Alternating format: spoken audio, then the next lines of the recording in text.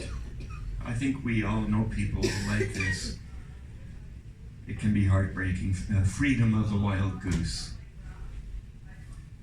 And when the twilight skies waltz in the urban sun, and all is done, and all is done, and when the cheats and lies litter the oily streets, she longs, my friend, longs to be free.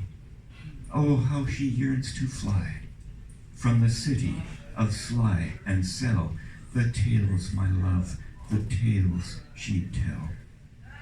And when the dawning skies stretch from the urban sun, and she is gone, and she is gone, free of the cheats and lies, she flew too close to the sun, and all is done, and all is done.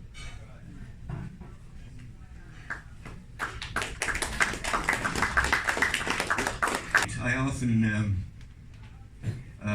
begin these sessions with a brief description of my childhood. There are a few persons in this room that share that history. And I grew up in a little, as the bio said, in a refugee Mennonite village. That might sound rather odd to most of you. But it really was. Yarrow is between Abbotsford and Chilliwack.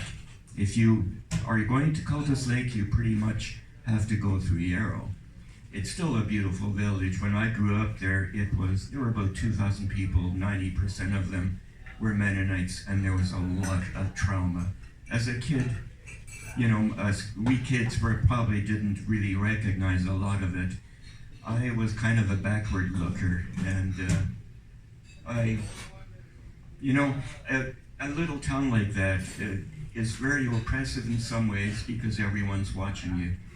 But I like to put it another way. When you're a little boy, as I was, there was a grandmother on every corner to pick you up.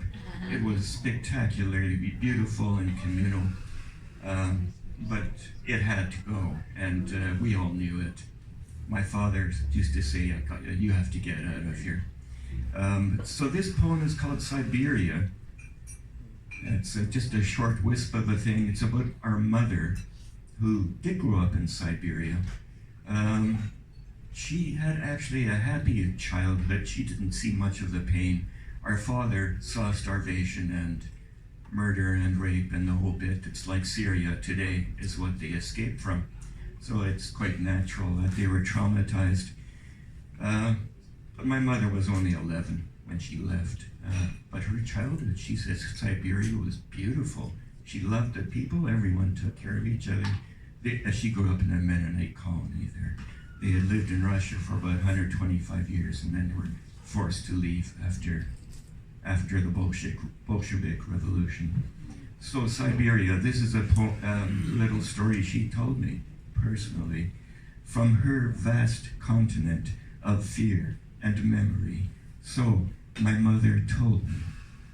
And she was a girl fleeing with her family the crawl of communist terror, the locked winters of Siberia.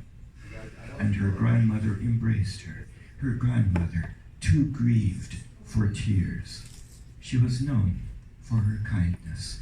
And have we also felt the sinking storm, the cold clutch of the land? And her grandmother held her. Sarah, she said. And her grandmother was left behind. I feel, she said, like I'm being buried alive. For an 11-year-old girl.